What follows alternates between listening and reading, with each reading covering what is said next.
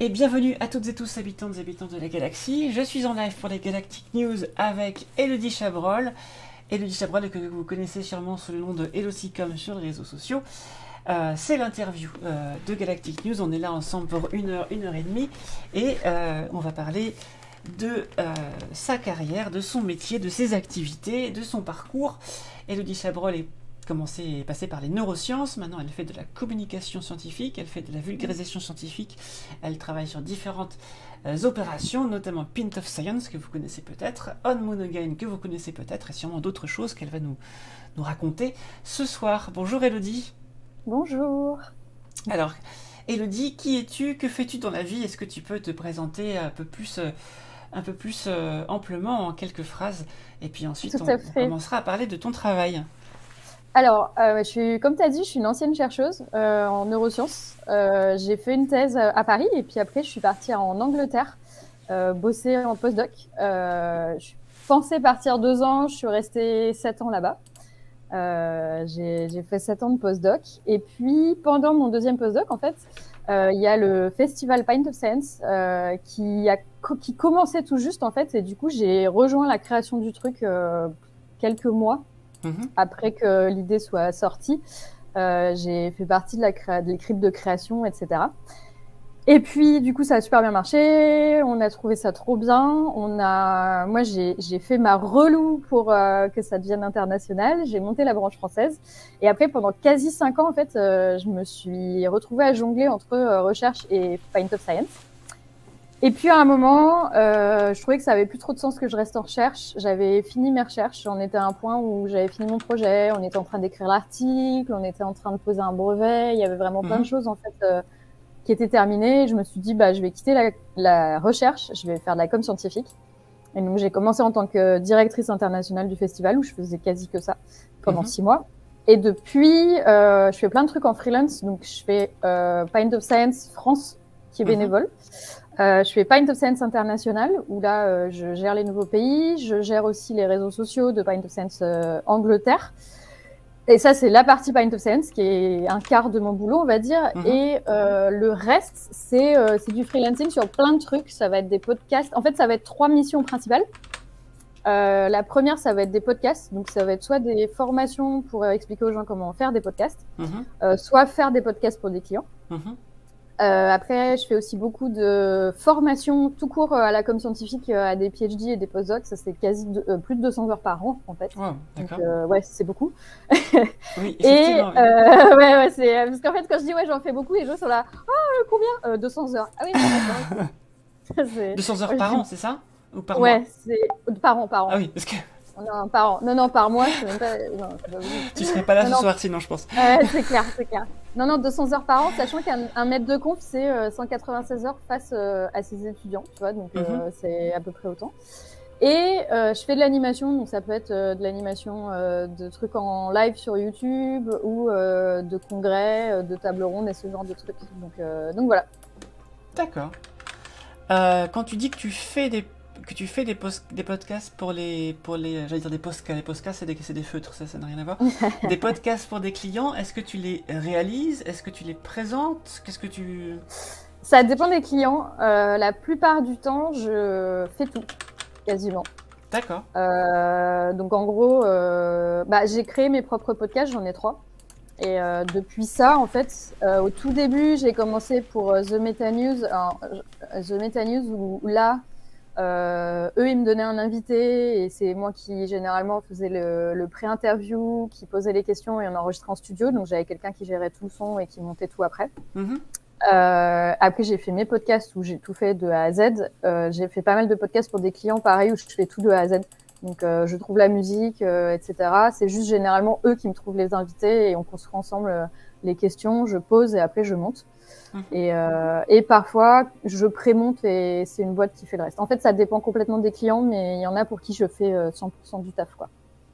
D'accord. D'accord, très bien. Alors, comme petit planning de cette interview, ce que je te propose, c'est des petites parties successives parce que tu fais beaucoup de choses et je pense que tout Ouais, est intéressant. Non, on fait jamais trop de choses. Tant qu'on a envie de les faire, en fait, on fait pas trop de choses. C'est quand on n'a pas envie de les faire que ça commence à être trop. Ouais. Mais j'ai l'impression que ce que tu fais te passionne, donc... Oui, j'adore.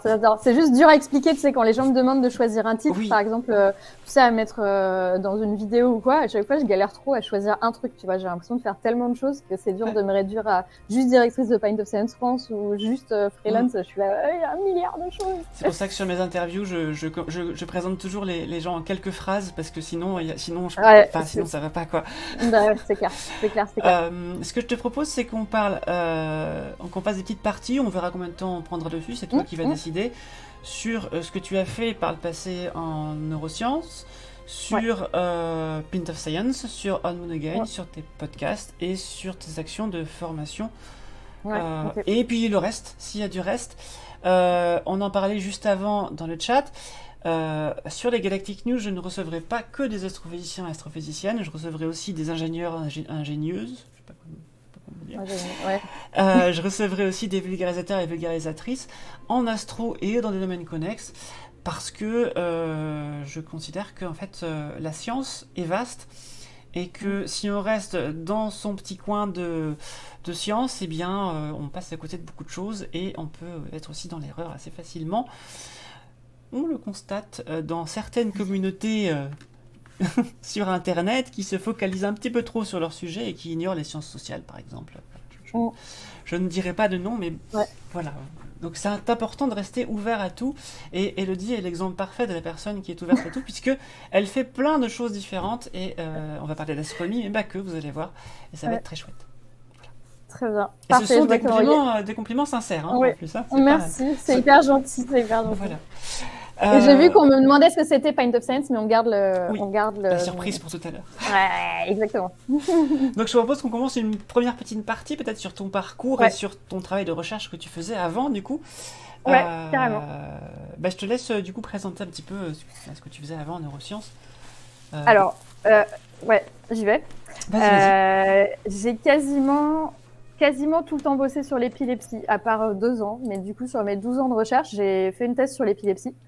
L'idée, vraiment, c'était j'ai étudié un nouveau gène qui était responsable d'une forme où, en fait, ça se passe pas comme d'habitude. Donc, c'était une forme hyper intéressante parce que déjà, c'était une forme assez... pas forcément très violente pour les patients, qui était hyper intéressante parce qu'en fait, en 2006, il y a un article qui est sorti en disant vous voyez, Jeanne d'Arc, en fait, ça se trouve, elle est pas schizophrène, elle était pas tout ce que les gens l'ont qualifié. En fait, elle était peut-être épileptique.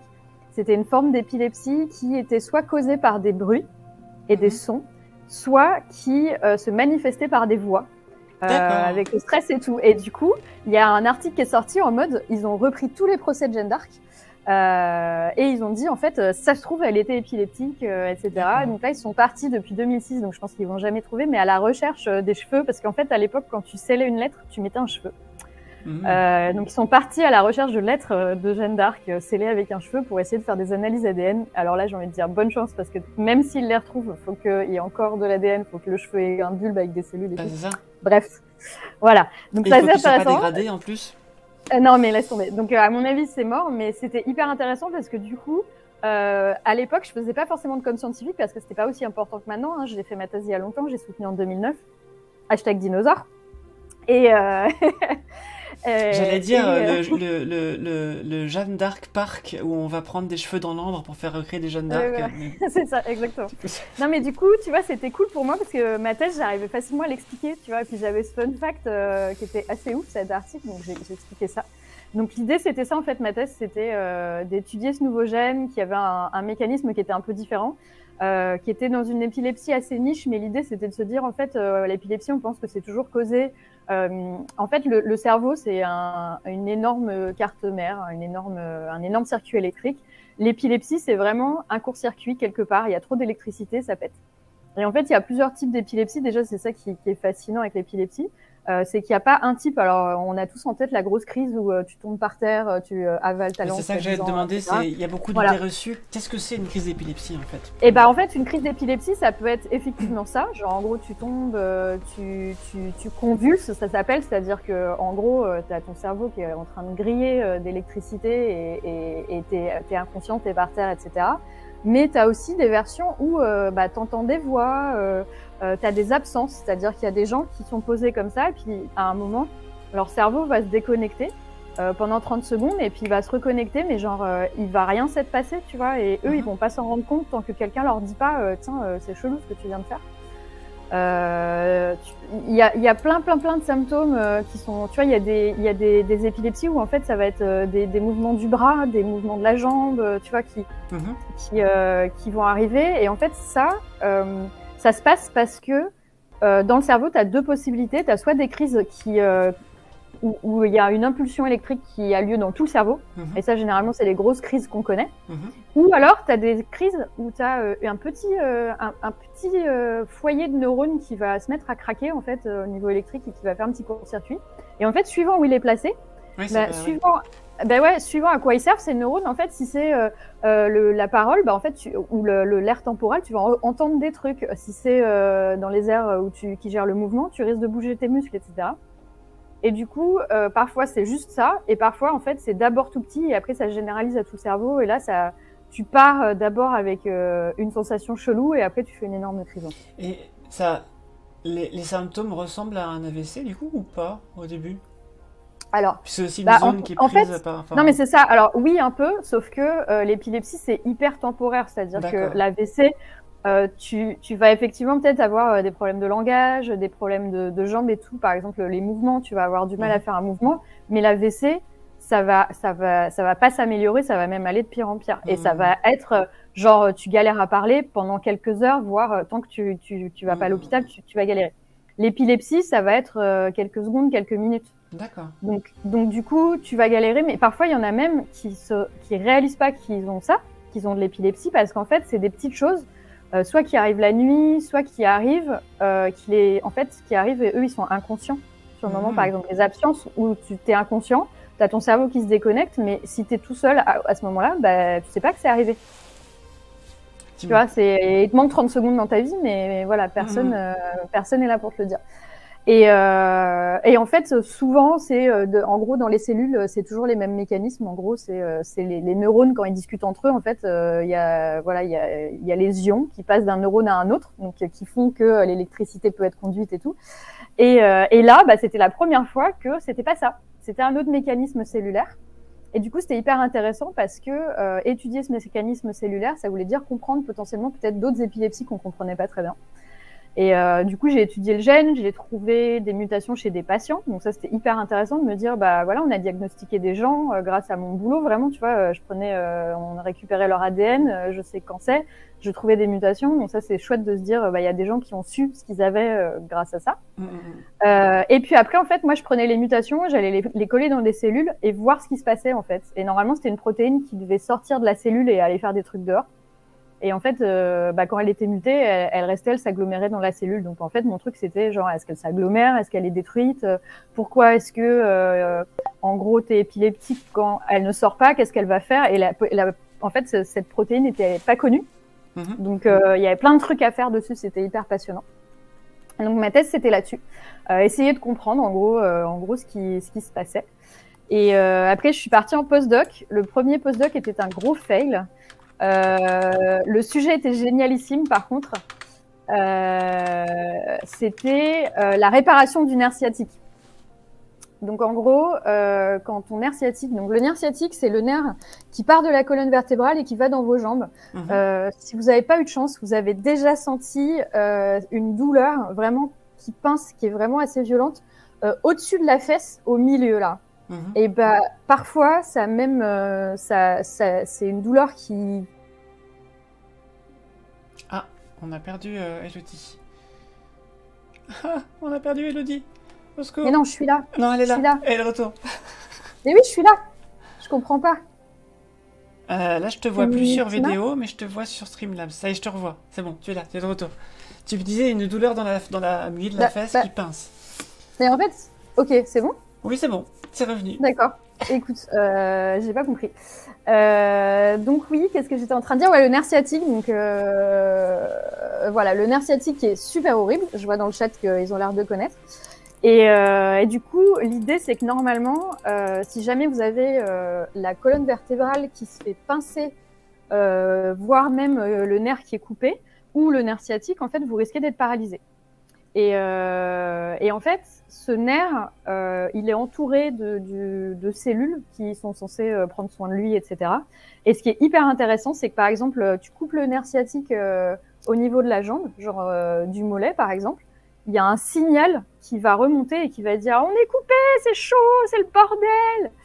Et là, il y a des cellules qui normalement font une espèce de crêpe autour du nerf, crêpe de gras autour du nerf pour prendre soin de lui et pour l'isoler, qui d'un coup passe en mode plus du tout la même gueule, au lieu d'être des espèces de crêpes qui s'enroulent sur des tonnes de couches. En fait, elles vont reprendre une forme mobile et en fait, elles vont aller à l'endroit où il y a un problème du nerf pour essayer c'est vraiment ouais, de recoller, de gérer le truc et tout. Et c'est un truc de malade. En gros, si tu veux, te dire, c'est un peu comme si tu passais d'une crêpe à un petit chien, tu vois, en forme. Et elles y vont, elles sont mobiles et tout, et en fait elles essayent de réparer. Et c'était passionnant comme sujet, mais truc de ouf. Enfin vraiment, je trouvais ça vraiment vraiment top.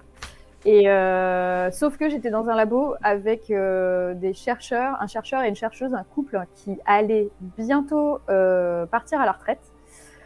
Et du coup, pendant 2 ans, ce qu'ils ont fait, c'est qu'ils m'ont fait travailler sur des trucs pour avoir des infos sur leurs petits trucs chouchous. Et du coup, dès que j'avais une idée sur comment ça marchait, au lieu de creuser pour écrire des articles pour essayer de comprendre, bah oui, c'était là, non mais c'est bon, on va passer au projet d'après. Et pour avoir, en fait, ils voulaient avoir le plus de réponses sur leurs questions, tu vois, avant de partir à la retraite. C'est pas terrible. Pas du tout comme ça qu'on fait la science. Donc en gros, si tu veux, il y avait des... Non mais voilà, et surtout si tu leur dis, tu vois, ils avaient une petite protéine chouchou et ils étaient en mode, est-ce que ça c'est impliqué dans tel truc? Et tu regardes, tu fais, bah non, c'est pas impliqué. Ah bah ça nous intéresse pas alors. Non mais les gars, là on travaille sur un truc de ouf. Potentiellement on est en train de voir un mécanisme de réparation du nerf sciatique. Oui. C'est un truc de ouf quoi, tu vois. Et c'était là, ouais, non mais c'est pas intéressant. Et du coup, 2 ans, tu vois, à faire ça, j'ai fait 6 projets en 2 ans. Alors quand on travaille pas en recherche, on se rend pas compte, mais en bio, un projet, c'est hyper long à mettre en place, etc. Donc là, d'en avoir fait 6 en 2 ans, ça veut dire que tous les 3 mois, je changeais. Et donc, en gros, c'est dès que potentiellement ça se mettait à peu près à marcher, fallait que je change.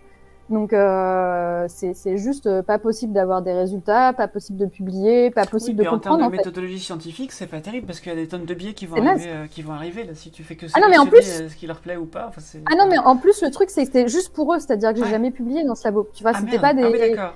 Ah oui, c'est pas des trucs qui sont sortis, tu vois, c'est pas des études qui sont sorties. Ouais, c'est de l'exploitation, quoi. C'était vraiment, ils avaient envie, en fait, j'étais un peu leur petite main et c'était là, tiens, réponds à cette question, réponds à cette question, réponds à cette question. Bref. Donc là, j'étais super déprimée après ce postdoc. J'étais en mode, vas-y, j'ai envie de partir. Et j'avais rencontré un boss avant d'avoir ce postdoc-là qui bossait sur l'épilepsie. Je voulais pas rester dans l'épilepsie après ma thèse pour pas m'enfermer et faire toujours le même truc. Et en fait, il a appris que je cherchais un nouveau job et du coup, il me dit, bah, viens, visite le labo et tout. Et en fait, il m'a offert mon postdoc de rêve.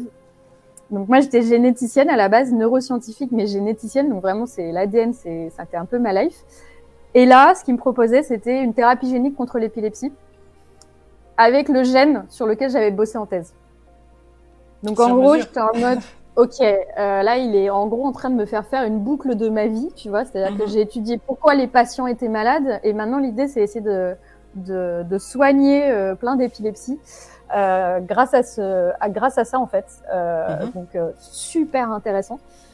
Sauf que je me suis retrouvée dans un labo très, très, très, très, très sexiste, très compliqué. Plus que les autres, voilà. Tu veux dire? Ouais. Là, c'était un labo où en fait ils avaient beaucoup d'argent et du coup le boss faisait pas trop attention à comment ça se passait, ce qui était un peu dommage. Et voilà. Mais du coup, mon projet c'était d'essayer de soigner des épilepsies. Donc en fait, normalement, l'épilepsie, ça peut être traité de 2 façons. Ou de plusieurs façons, mais soit avec des médicaments. Donc si on a de la chance, on peut prendre des antiépileptiques et pouf, ça va mieux. Il y a certains patients chez qui les médicaments, ça marche pas, mais chez qui on fait de la chirurgie. C'est-à-dire, je vous disais tout à l'heure qu'il y a des crises où, en fait, qui commencent dans une petite partie du cerveau. Et si jamais on a de la chance, entre guillemets, et que cette petite partie, elle est pas à côté d'air super risqué, ben, en fait, on peut l'enlever et ça coupe complètement les crises et il n'y a plus jamais d'épilepsie. Mais il y a des patients pour qui c'est résistant et du coup, l'idée, c'était thérapie génique. Donc, en gros, d'utiliser des virus. Des virus, en fait, c'est vraiment l'idée, c'est d'avoir un truc qui permet de rentrer dans des cellules, parce que les virus, c'est ça qu'ils font, c'est qu'ils rentrent dans les cellules super facilement, ils leur donnent le matériel génétique, et nous, dedans, on mettait un gène qui permettait, je vous ai dit tout à l'heure que l'électricité, en fait, l'épilepsie, c'est un court-circuit, et du coup, nous, on aurait mis un gène dedans qui permettait de calmer un peu, en gros, la charge électrique du cerveau dans des endroits tout petits. Donc voilà. Donc l'idée c'était, tiens, il y a un petit noyau de neurones là qui fait chier. On sait exactement, on arrive à savoir avec les électroencéphalogrammes. Donc en gros, on met des petites sondes un peu partout. On voit là où ça part en sucette. Et du coup, l'idée c'était d'injecter ce virus qui permettrait d'exprimer des gènes en fait qui ferait que le cerveau serait plus calme à cet endroit-là. Donc à tout petit endroit. Voilà. Ça mes recherches. Eh ben, c'est passionnant, j'ai plein de questions du coup. Vas-y. Déjà, est-ce qu'il y a des formes d'épilepsie qu'on ne connaît pas encore du coup? Est-ce qu'on estime qu'on connaît toutes les formes ou est-ce qu'il reste à trouver? Non, j'ai l'impression qu'on connaît toutes les formes. Par contre, il y a des formes, tu vois, il y a des symptômes. Moi, je me souviens que les médecins avec qui je bossais, ils me disaient ouais, alors cette femme-là, elle a du déjà vu. Donc c'est un symptôme. J'étais là, d'accord, c'est un symptôme. Et puis elle me disait ouais, elle a un espèce de gut feeling, tu sais, un truc, tu sens des trucs chelous dans ton corps. Ça c'est un symptôme. J'étais là, ok, d'accord. Donc il y a vraiment des symptômes. Des trucs chelous. Non mais tu sais, genre t'as comme une sensation. Je n'ai jamais ressenti ça, donc je n'ai jamais compris ce que ça pouvait être, tu vois. Mais en gros, il décrivait des symptômes qui étaient vraiment hyper bizarres. Ouais. Mais c'était un mix avec d'autres trucs, etc. Donc, je pense que l'épilepsie, en fait, ça te cause tellement de trucs que ce qui est bien, entre guillemets, c'est qu'on peut la diagnostiquer grâce à des EEG, donc des électroencéphalogrammes.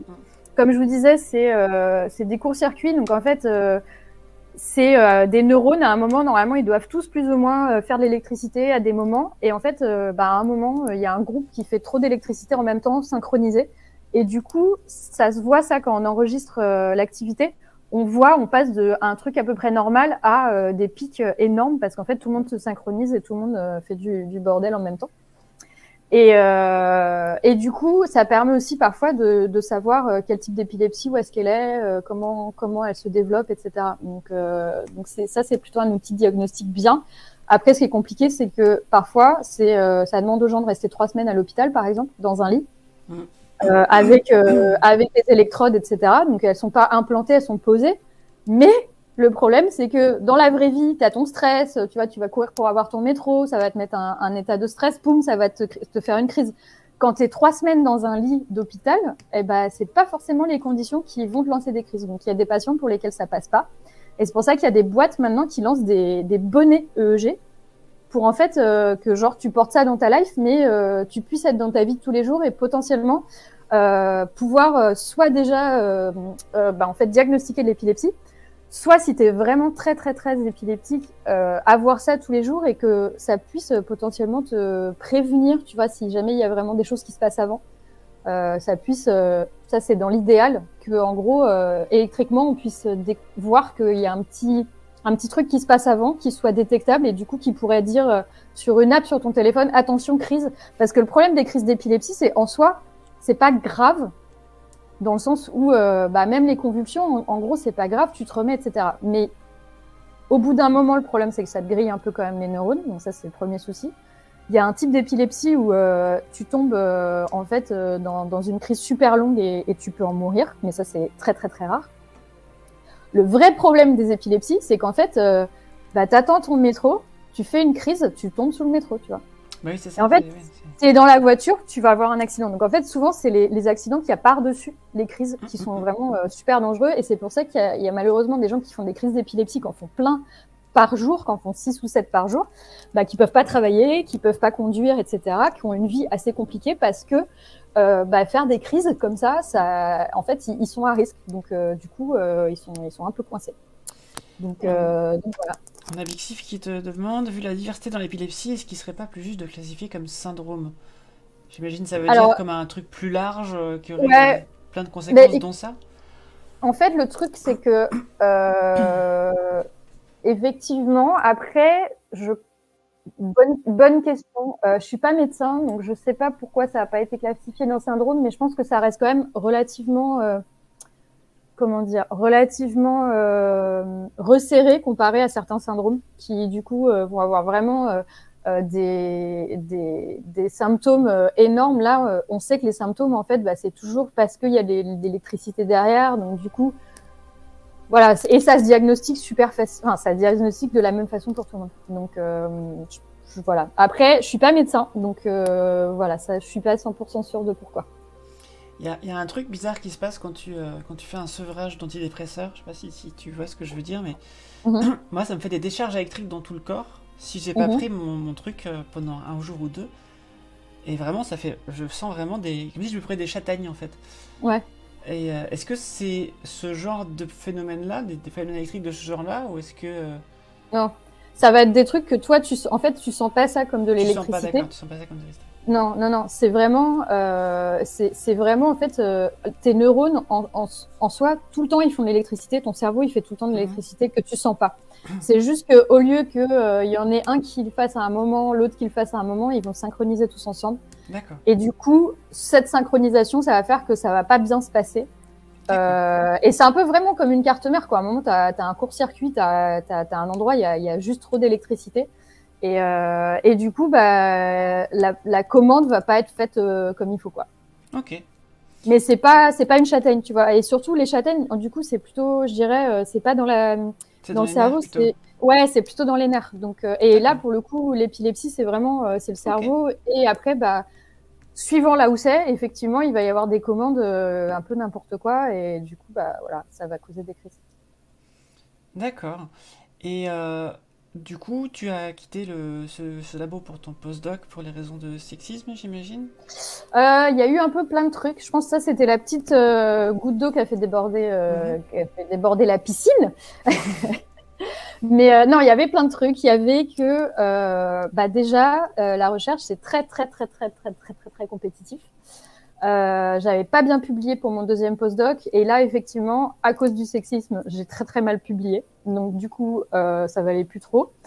Il y a eu aussi que bah, j'ai un peu découvert ma passion avec la communauté scientifique et que, en fait, au bout d'un moment, j'avais l'impression de me mettre des œillères. C'est horrible ce que je vais dire, j'adore la recherche, mais moi, j'étais pas forcément satisfaite dans le sens où les 4-5 ans où je faisais postdoc et recherche, j'allais découvrir des sujets, j'allais découvrir des gens. Et quand je revenais au labo, j'ai l'impression que tu sais, c'est un peu comme si tu voyais un paysage de ouf et qu'on disait ah non maintenant tu vois, tu vas regarder que cette petite partie-là. Ah, mais je vois très bien, ça m'a fait la même chose en postdoc. Et voilà, et du coup en fait je me suis dit mais je suis pas faite pour ça et j'avais l'impression de moins m'épanouir. Et enfin la dernière raison, je pense, j'avais l'impression, en fait j'ai bossé dans la recherche au début parce que j'avais l'impression que c'était important, etc., et que ça allait changer la vie des gens. Et en fait, je suis arrivée à la fin de mon postdoc, on était 10 à faire quasi la même chose. Franchement, je suis partie, je pense que 3 jours plus tard, ils n'ont pas vu la différence. Et du coup, j'ai eu l'impression d'avoir beaucoup plus d'impact en étant directrice internationale de Pint of Science, où je me suis dit, il y a plein de pays qui étaient trop galères à monter, le festival était trop galère à monter dans ces pays si on le faisait à l'arrache sur le côté. Il fallait vraiment quelqu'un qui puisse être là, qui gère. Et du coup, en termes d'impact, j'ai eu l'impression que si tu veux, j'aurais plus de sens dans la vie si jamais je faisais ça, que rester dans le postdoc où de toute façon il y avait tellement de monde que en vrai, moi là ou pas, ça ne changeait absolument rien. Donc en fait, je me suis dit mais ça sert à rien ce que je suis en train de faire. Et voilà. Et puis ouais, mauvaise publi, tout ça, mais voilà. Donc, en fait, ce que tu dis, c'est que dans la recherche, on fait des avancées très pointues sur des choses que les gens ne vont pas forcément voir, en tout cas pas directement. dans leur Ouais, vie, tandis que ouais. en médiation, c'est Non, plus direct. alors c'était même pas ça. C'est pas que ça va pas changer. En fait, si, parce que on a quand même mes recherches en postdoc, ça a quand même on a posé un brevet. Ils sont en train d'essayer de tester ça chez l'humain. Mhm. Donc, au contraire, là, je travaillais sur des trucs super appliqués qui potentiellement pouvaient changer les choses. C'est juste que c'est un milieu tellement compétitif et on était tellement nombreux à le faire en fait, quasi le même projet dans le même labo, qu'en fait, j'ai l'impression que j'étais hyper redondante. Je vois. Tu vois, c'est pas que on faisait des trucs qui allaient pas toucher les gens. Au contraire, je trouvais que dans cette équipe, on faisait des sujets. On avait monté une start-up pour justement transférer ça chez l'humain, essayer des tests cliniques et tout. Donc c'était vraiment pour le coup impact 100%. Mais on était tellement nombreux qu'en fait, je me disais mais enfin, tu vois, c'est pas moi qui va changer grand-chose. C'est juste on est plein. Demain je pars, il continue, ça sera pas en danger. Alors que pour là comme scientifique, pour plein de pays comme le Mexique, l'Argentine et tout, où il n'y avait pas Pint of Science à l'époque, je me suis dit, voilà, ça aura plus de sens en fait. Donc c'est ça, c'est pas médiation avait plus de sens que la science où en fait ça touche peu de gens, où les gens savent pas. Là, pour le coup, tu vois, ça avait un gros impact, mais c'est juste qu'on était tellement trop à bosser sur les mêmes projets D'accord. que tu vois, moi je me sentais juste un peu trop quoi dans cette équipe. Ok. Histrion dit, ça veut dire que les efforts dans la recherche sont mal répartis. Qu'est-ce que tu veux dire, Histrion? Ah, par rapport à ça, non. En fait, c'est assez.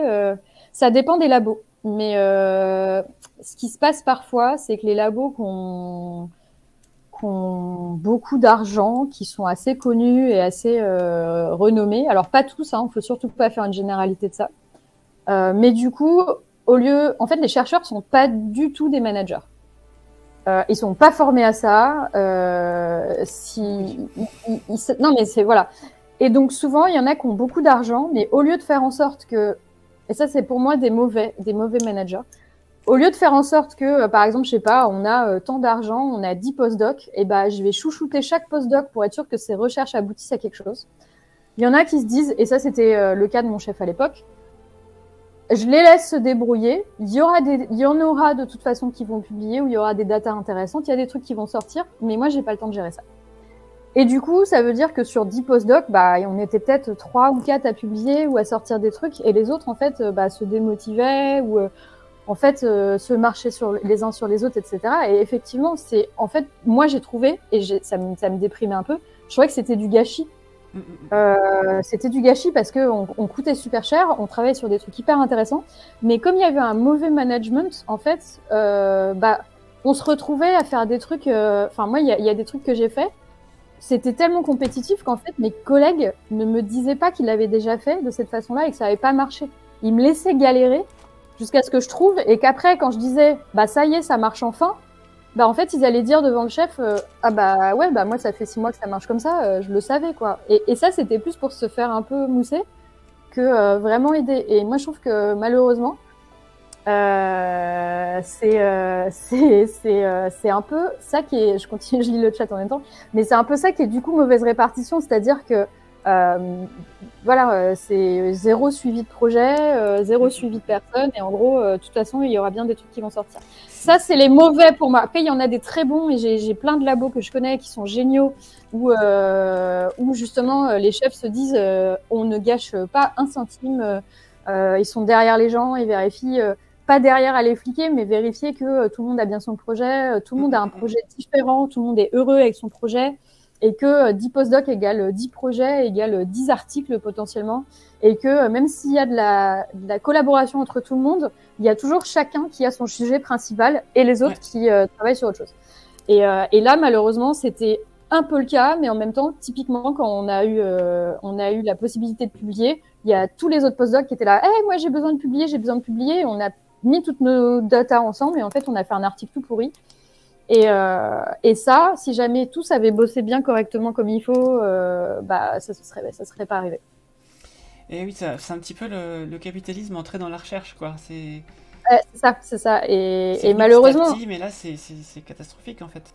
Ouais, et c'est des labos qui généralement ont de l'argent, et c'est ça qui est triste, c'est qu'en fait c'est des labos qui ont un peu d'argent parce qu'ils sont un peu connus, parce qu'ils ont des bons résultats. Et du coup, comme ils ont pas mal d'argent, tu vois, nous c'était aussi le problème, il embauchait trop le boss. Donc on était trop à bosser, on n'avait absolument pas, en fait, en termes de capacité de boulot, c'est pas comme si on avait besoin juste d'un ordi, on avait besoin d'endroits pour bosser. Typiquement, on se partageait les trucs et une personne de plus embauchée égale pour nous une capacité de moins à travailler parce qu'il fallait qu'on se partage tous les trucs. Et ça, mon chef, il le comprenait pas, tu vois. Enfin, c'est des trucs tout bêtes. T'as envie de dire, bah plutôt investir dans d'autres choses, tu vois, plutôt que d'investir dans des gens qui vont être en compétition pour les espaces, pour tout. En fait. J'avais pas compris ça non plus parce que quand j'étais dans la recherche, on travaillait sur notre sujet en France et il y avait des collègues qui travaillaient sur ce sujet ailleurs. Mais en étant en compétition, je me disais, mais pourquoi? Pourquoi? On fait la même chose, le but c'est de faire avancer l'humanité. Et mais non, on était en compétition, il fallait pas, il y avait du secret, il y avait ça c'est un truc qui m'a toujours dépassé. Ouais. Et attends, je vois, ouais, c'est la corde sensible, ouais, c'est clair. Attends, je regarde le chat en même temps, mais... je comprends pas ce que tu veux dire par c'est pas mieux, Bixiv. Ouais. Qu'ils ne te disent pas... Pour avoir deux résultats indépendants. Oh, mais c'est pas comme ça qu'on fait de la recherche pour avoir deux résultats indépendants en fait.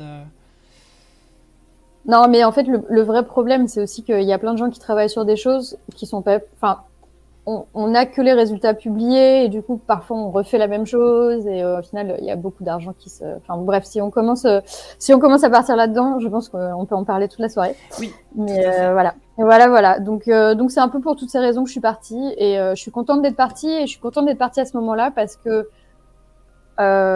j'adore la recherche. C'est juste que je pense que j'ai clos mon chapitre de recherche dans le sens où je suis restée 12 ans. Je suis partie, il y a eu un brevet, là ils sont en train d'essayer chez l'humain. Je suis pas partie au milieu d'un truc. Je suis partie avec mon chapitre clos, quoi. Donc voilà. Et ben bravo à toi d'avoir fait tout ça, mine de rien. Merci. T'en as forcément retiré quelque chose, c'est ça qu'il faut se dire. Ouais. Et donc après, t'es parti chez Pint of Science, donc deuxième petit sujet.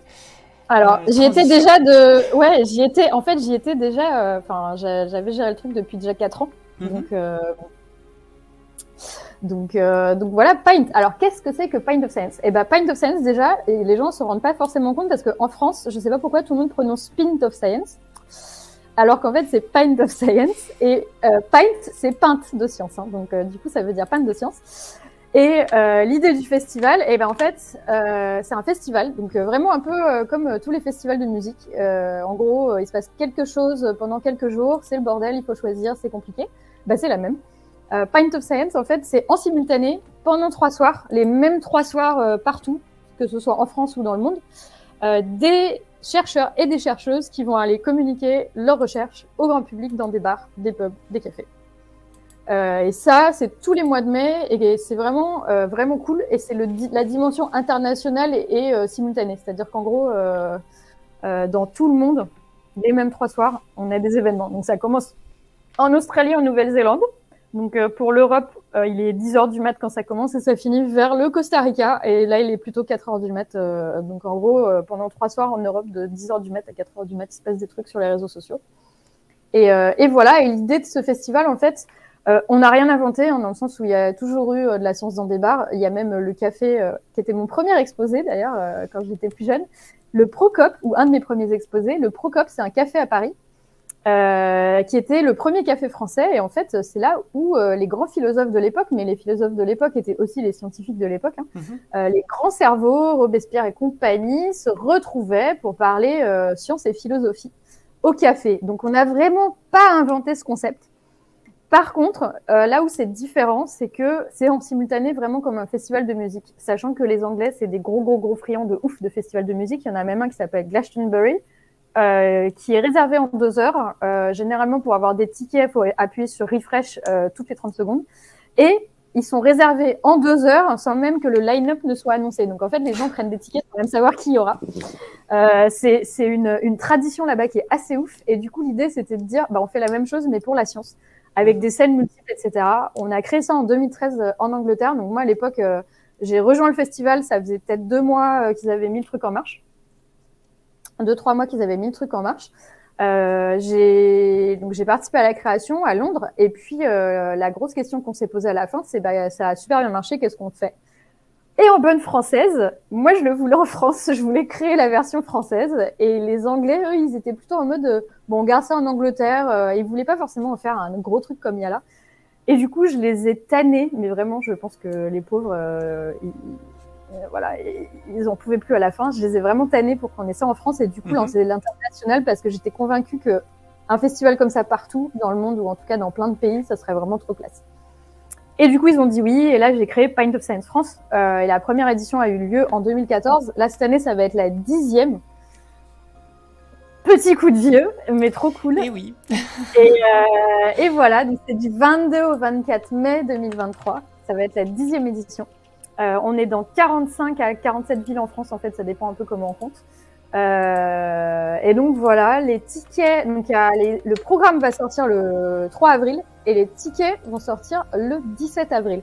Pourquoi on sort les deux différemment? Tout simplement parce qu'il y a des villes, genre Paris l'année dernière, ça a été réservé en 4 jours et ils m'ont mis des sueurs froides. D'accord. Ouais, en fait, il y a des villes où c'est tellement vite réservé qu'avant, on sortait les tickets et le programme en même temps et en fait, les gens m'ont écrit « Au secours, c'est la panique, on n'a pas pu choisir que les événements sont déjà complets ». Et du coup, on a dit ok, c'est bon. Et j'ai pris la décision. On va sortir le programme, on va laisser les gens tranquillou regarder le programme, et après on va sortir les tickets. Ce qui fait que maintenant c'est réservé encore plus vite en fait, parce que du coup les gens regardent ça avant. Coup, ils savent pourquoi ils vont. Ouais. Et ils savent, et c'est chaud parce que le jour du lancement des tickets, mais enfin. Tout le monde est devant son ordi à attendre quel est le premier événement qui sera plein, etc. Et là, je te dis Paris, 4 jours l'année dernière pour que ce soit entièrement complet, quoi. Du coup, comment ça se passe une soirée Pint of Science dans une ville? Il y a plusieurs bars simultanés avec plusieurs conférences simultanées? Ouais, ça dépend de la ville. Il y a des villes qui sont trop petites pour ça. Donc, il y a des villes où il y a un événement, déjà c'est cool. Il y a des villes où il y a les 3 soirs, un bar avec des sujets différents les 3 soirs. Et puis, tu as des villes comme Paris où il y a 10 bars les 3 soirs. Du coup, en tout 30 événements sur 3 soirs. Donc, 10 événements chaque soir avec plein de sujets différents. Il faut tester, il faut choisir, etc. Et puis, une soirée Pint of Science, ben, en fait, généralement, alors après, c'est vraiment un modèle, mais c'est pas tout le temps comme ça, mais c'est la plupart du temps comme ça. Il y a une première présentation. On a un parti pris. Il y a un truc qui s'appelle le bar des sciences, qui existe aussi depuis quelques temps avant Pint of Science. Mais eux, en fait, l'idée, c'est qu'ils disent venez poser vos questions aux gens. Et nous, ce qu'on fait, c'est qu'on fait plutôt des présentations. Donc, voilà, comme des conférences, mais vraiment, j'aime pas le mot conférence parce que pour moi, c'est un peu formel, c'est un peu genre dans une grande salle et tout. Et l'idée, là, c'est de se dire, bah voilà, les gens sont là, ils sont hyper accessibles. T'es dans un bar avec un scientifique. Il y a une première presse. Après, il y a toujours un jeu. Donc, souvent, c'est un quiz où les gens peuvent gagner des trucs, des goodies du festival notamment. Et après, on reprend avec une deuxième présentation de quelqu'un d'autre qui est généralement sur le même sujet. Ça peut être un doctorant ou une doctorante et son ou sa bosse, 2 personnes sur un sujet proche. On a aussi des trucs où c'est sciences dites dures et sciences sociales sur un sujet. Par exemple, là, Perpignan, je crois qu'ils vont essayer de faire les parasites. Où, du coup, ils vont expliquer ce que c'est que les parasites et ils vont parler des parasites sur les tableaux. Je sens la présence de Pierre Kerner. Non, même pas. Même pas. Non, lui avait fait une soirée parasite. Donc voilà. Et donc voilà, c'est l'idée. C'est sur toutes les sciences. L'idée, c'est vraiment d'avoir des scientifiques locaux. Donc en fait, il n'y a pas de thème chaque année comme il y a pour la fête de la science. Tout simplement parce que qui dit thème généralement dit difficulté pour certains sujets de rentrer dans le thème. Oui. Donc moi ça je veux pas. Je veux que surtout c'est déjà tellement compliqué. En fait là on arrive à un point où il y a beaucoup plus de gens qui veulent parler au festival qu'il y a de place. D'accord. Donc du coup si en plus on restreignait avec un thème, on se retrouverait avec des gens qui pourraient jamais parler, etc. Donc là l'idée c'est toujours ouvert. Tout ce qu'on veut c'est que ce soit local. Donc en gros il y a des endroits où on va pas parler de certains trucs parce que c'est pas la science qui se fait à côté quoi. Genre quand on était à La Réunion, ça parlait beaucoup de requins et beaucoup de volcans parce que c'est ce qu'ils faisaient dans le coin. Il n'y avait pas forcément de neurosciences parce qu'il n'y avait pas forcément de labo de neurosciences là-bas. Mais l'idée, c'est pas forcément que toutes les sciences soient représentées, mais c'est de se dire, en fait, on a des scientifiques locaux et puis c'est rigolo de se dire, il y a des gens qui passent tous les jours devant un building de sciences. Là, ils vont rencontrer les gens qui travaillent dedans et ils vont apprendre ce qu'ils font et sur quoi ils travaillent, quoi. Donc c'est ça l'idée, c'est pas de faire venir des scientifiques de partout dans le monde, c'est vraiment d'avoir des gens d'à côté, de dire hey, regardez, on fait ça, c'est cool. Et du coup, tu as une séance de questions-réponses à la fin, j'imagine? Oui, bien sûr. Alors, déjà, après chaque présentation, il y a une séance de questions-réponses. Et souvent, en fait, on clôture l'événement et les gens restent. Et si, normalement, on a de la chance, on a des intervenants cool, généralement, il y a intervenantes cool et qui restent. Et du coup, les gens peuvent carrément aller boire un verre avec, discuter, leur poser leurs questions, etc. Et c'est ça qui marche. Il y en a beaucoup qui nous disent oui, vous êtes une pinte de bière comme logo, blablabla, vous prenez l'alcool, etc. Le logo, c'est ça. Ça peut être une bière sans alcool, hein.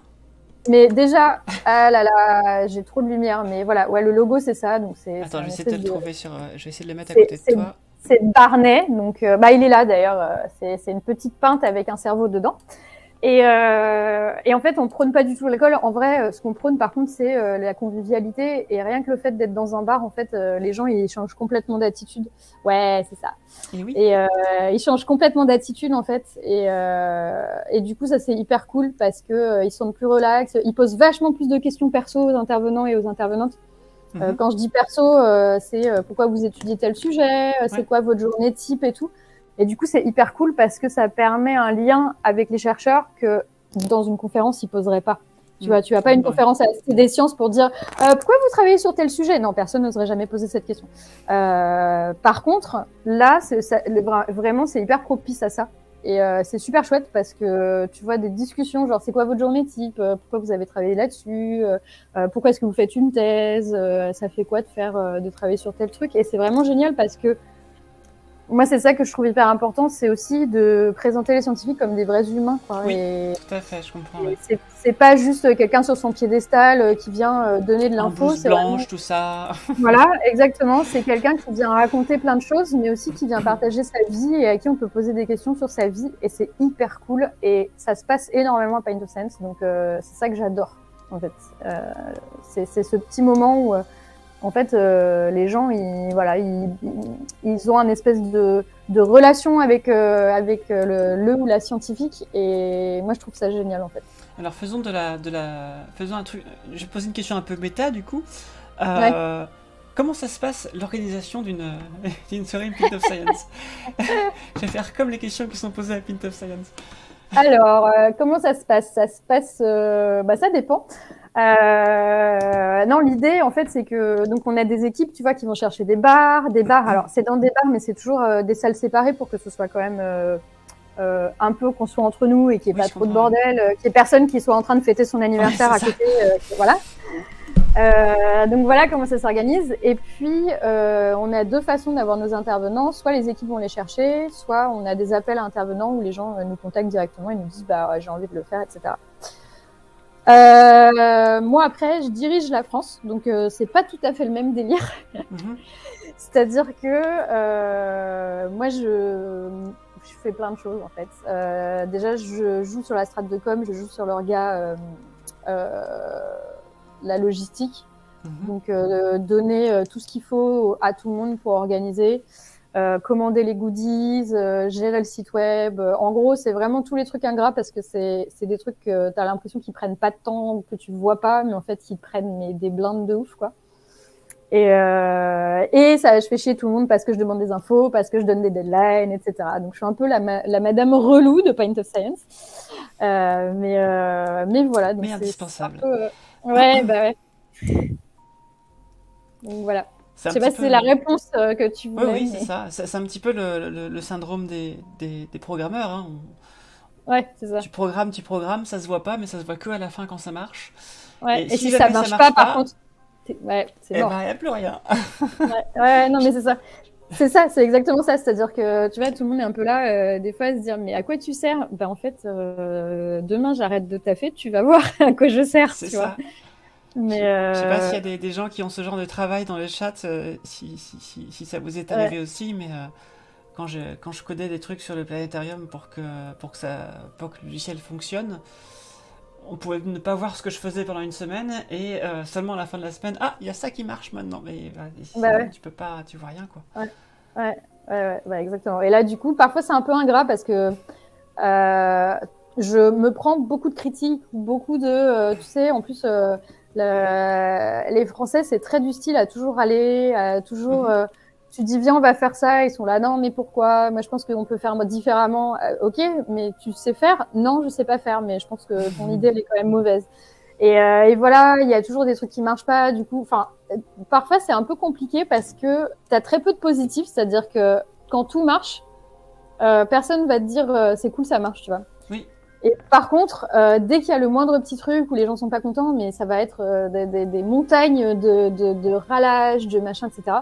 Du coup, parfois, c'est très compliqué parce qu'il y a des semaines où, en fait, tu bosses de ouf, tu dors pas, et derrière, on est là à te dire, ouais, et tu me fais chier à cause de ça, et ta deadline, elle me fait chier, et machin. T'as envie de tout balancer. Ouais, donc typiquement, cette semaine, c'était une semaine où j'avais envie de tout balancer. Mais Voilà, donc prenez soin d'Élodie Chabrol ce soir. Elle est là aussi pour trouver un peu de réconfort. Voilà. Tout à fait, ouais, c'est clair. Qu'est-ce qu'on nous dit dans le chat? Est-ce que tous les scientifiques intervenants, nous dit Rotenskull, sont des scientifiques en activité? Alors oui, généralement. Ouais, et sachant que pareil, on n'a pas... on était, je crois, je vais faire un petit pas cocorico parce que c'était en Angleterre, mais un petit moment fierté. À l'époque, quand on a lancé ça en 2013, on était aussi un des trucs qui nous donnait énormément la parole aux doctorants. C'est-à-dire que dans notre format, on disait systématiquement qu'il faut qu'il y ait un PhD student qui parle à la soirée. C'est bien ça. Et c'était ça notre format, en fait. C'était un PhD student et son ou sa boss. D'accord. Du coup, le PhD, c'était cool parce que l'idée, c'était qu'il fasse ou qu'elle fasse l'intro du sujet et le boss qui aille peut-être sur un truc un peu plus précis, etc. Et du coup, maintenant, je m'en rends compte parce que à l'époque, je m'en rendais pas compte. C'était juste que je trouvais ça normal et je me disais, c'est pas normal que, en fait, comme scientifique, on va demander aux experts et les experts, c'est forcément des vieux. Non, mais c'est vrai. Et alors que quand tu es en doctorat, bah, tu sais plein de trucs et tu as envie de parler. Et souvent, tu parles mieux généralement que les gars qui font la même chose depuis 30 ans et qui en parlent de la même façon depuis 30 ans. Et qui ont été peut-être moins formés aussi à parler que nous. Exactement. Et puis nous, on est habitués au réseau et machin, etc. Donc, enfin, moi, je dis nous, mais je suis entre les deux. Je suis entre la vieille génération et la nouvelle génération. T'es encore jeune, t'es encore jeune. Ouais, c'est ça. Et du coup, c'est vrai que maintenant, en fait, quand je prends le recul, je me dis, bah, typiquement, ma thèse en 180 secondes, c'est né la même année que Pint of Science en France, donc 2014. Et pareil, à l'époque, c'était un peu révolutionnaire. Et maintenant, c'est normal de voir des doctorants. Mais c'est vrai que quand on l'a lancé en 2013 pour Pint of Science, c'était vraiment hyper important d'avoir des doctorants. Et je suis assez fière qu'on ait fait ça. Et je pense que c'est ça aussi qui fait que ça a très bien marché et qu'on avait plein de gens jeunes. C'est qu'en fait, il y avait toujours des doctorants aux soirées. Et du coup, bah, il y avait toujours un public souvent c'était leurs potes, c'était peut-être, enfin voilà. Donc on a toujours un public très jeune, de gens jeunes, de scientifiques jeunes, et je pense que c'est pour ça qu'on a eu du coup ce public jeune, parce qu'on avait une image jeune de la science. Déjà avec la com, on essaie vraiment d'être cool. Enfin, le logo il s'appelle Barnet, on le personnalise, voilà. Mais d'avoir autant de doctorants, c'était bien. Donc du coup, on ne demande pas qu'à des vieux. Maintenant, il n'y a pas des doctorants à chaque soirée, mais quasi, franchement. Voilà. Et généralement, c'est pas, ou c'est très très peu des gens qui sont plus en exercice parce que généralement, c'est des gens qui sont un peu déjà durs d'accès et un peu à l'ancienne, quoi. Ouais. Donc, voilà. D'accord. C'est vrai qu'on a tous eu les profs de fac qui ne savent pas faire cours, on comprend rien, parce qu'en fait, ils n'ont pas eu de formation à ça, hein, tout simplement. Bah oui, non, mais on n'a pas de formation à la communication quand on fait une thèse et quand on fait de la science, donc on doit le faire. Mais on le fait à côté en général. Hein. J'imagine que tu commençais la vulgarisation avant de passer à Non, Pint of Science. Eh ben non, justement. Même pas. Alors après, moi, j'ai toujours voulu. C'est ça le truc, c'est que quand j'étais petite, je montais à cheval et je voulais être prof d'équitation. Donc j'ai toujours voulu être prof. Je me suis pété les 2 genoux à 17 ans. Donc mon rêve a fait bye bye. Tu ne peux plus monter à cheval. Donc là, je me suis intéressée à la science et ça m'intéressait déjà, mais je me suis tournée vers la science et je voulais être prof de sciences. Et en fait, je suis allée faire une thèse à la base pour être prof. D'accord.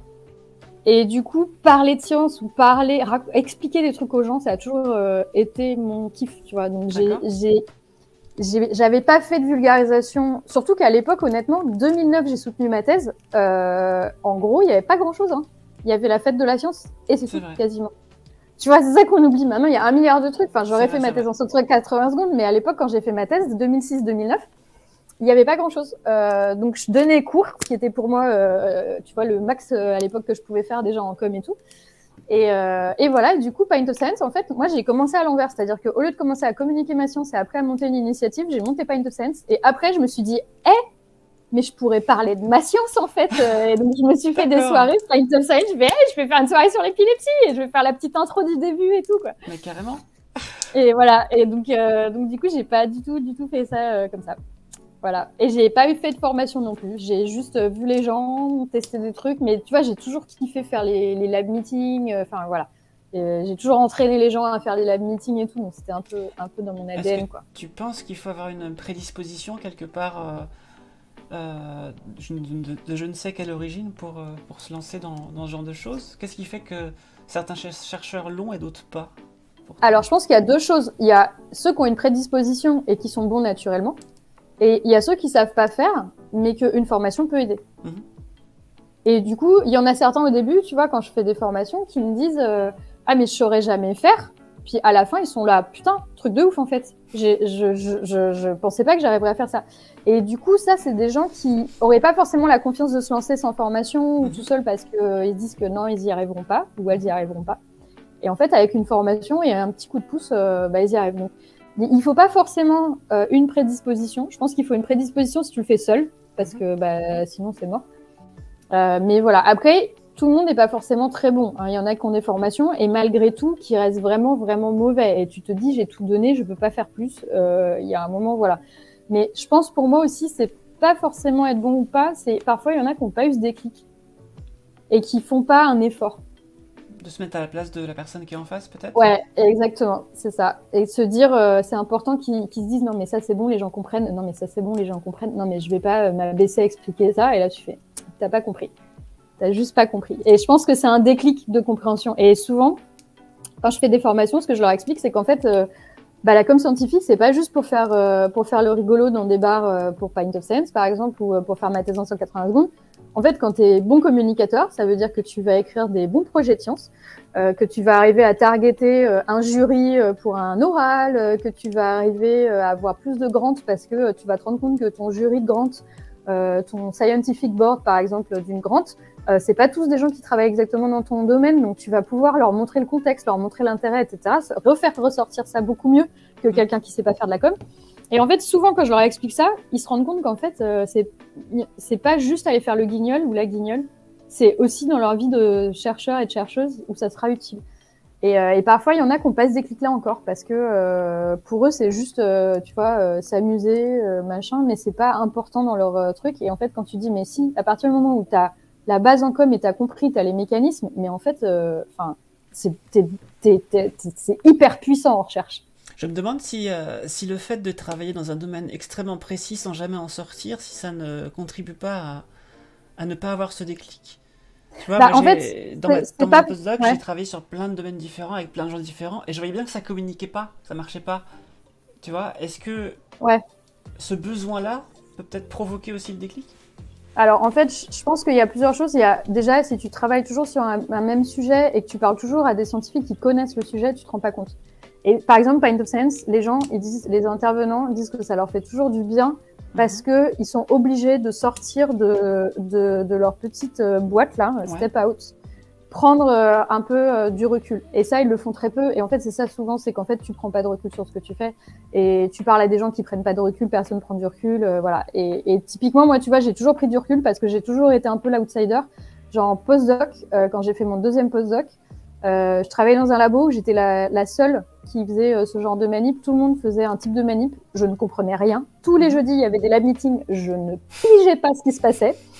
Parce que personne ne donnait le contexte, personne n'expliquait pourquoi il faisait quoi. Il disait juste, tiens, j'ai fait une expérience, j'ai chargé 3 volts et j'ai mis 2 milli machin truc. Et moi, j'étais là. Toujours pas. Et moi, par contre, quand j'expliquais bien. Et à chaque fois, mon boss, il me disait, ah, mais c'est bon, tu fais pas un Pint of Science. Je disais, ouais, mais est-ce que les gens auraient compris si j'avais pas fait ça? Il m'avait dit non. Je fais, du coup, mais c'est pas le but. Si je fais un lab meeting, le but, c'est que les gens comprennent ce que je fais, tu vois. Ah, oui. Et il y a aussi une tradition de, faut pas expliquer trop bien parce que limite, quand t'expliques trop bien, tu vois, c'est pas assez scientifique, quoi. Il faut ça que fait ce pas soit sérieux. incompréhensible, quoi. Exactement.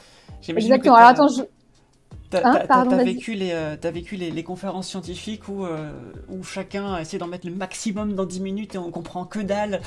Non, Et ils mais sont ouais, tous là attends, avec leurs ordinateurs devant, machin. attends, on m'a fait, donc j'entraîne beaucoup pour des équivalents de ma thèse en 180 secondes, donc des pitchs en 3 minutes. Ouais, J'en ai une quand même, je lui ai dit une slide, elle est arrivée, c'était un poster, sa slide.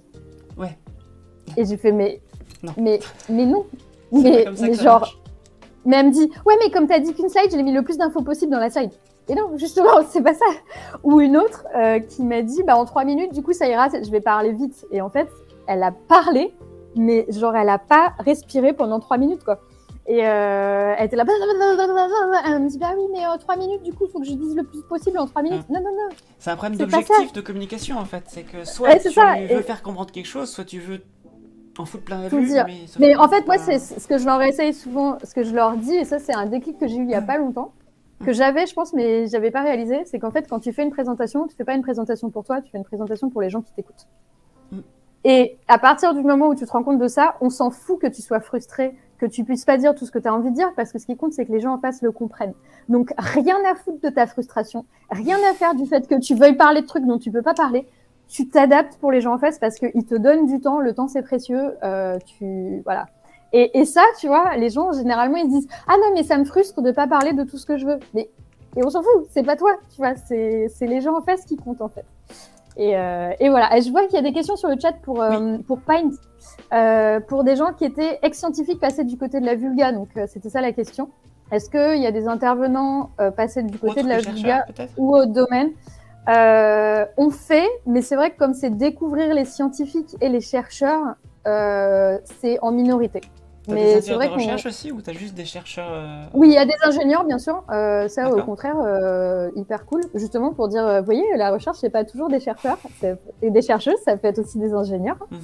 Mais des gens qui sont partis d'un autre côté, pas forcément. Il y en a quelques-uns, mais on essaye vraiment, déjà, on a tellement de monde en recherche, de dire, voilà ce qui se passe en recherche. Et c'est vrai que comme c'est notre milieu, l'idée, c'est, on prend quelques personnes qui s'en vont, par exemple, dans des boîtes, mais qui font de la recherche dans des boîtes. On prend des vulgarisateurs, etc. Oui, Julien Bobrov, par exemple, lui, il est chercheur, donc lui, très clairement, il n'y a pas de souci.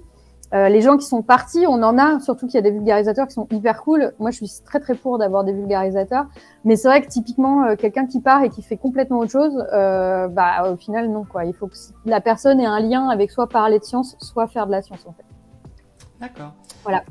On a Mandalore qui blague sur les blouses blanches. Est-ce que ça me ouais. fait rebondir sur un truc? Est-ce que toutes les présentations sont sur le même format avec un PowerPoint et tout ça, ou est-ce qu'il y en a qui le font d'autres façons, peut-être plus théâtrales, ou est-ce qu'il y a des intervenants qui innovent comme ça dans Pint of Science? Ouais, il y en a qui prennent pas de PowerPoint, mais c'est rare, mais il y en a qui font ça.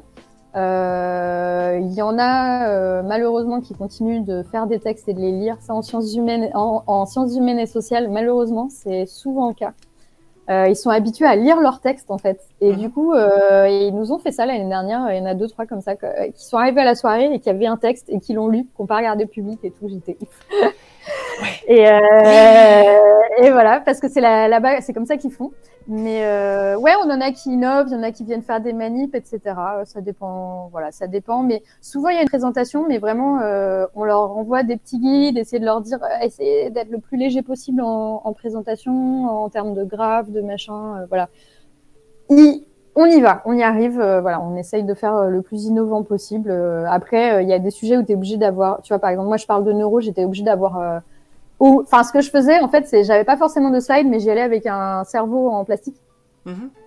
Donc voilà, j'aimais bien faire ça. Mais mes Pint of Science, parfois j'avais des slides, tu vois, parce qu'il faut montrer des trucs et que voilà.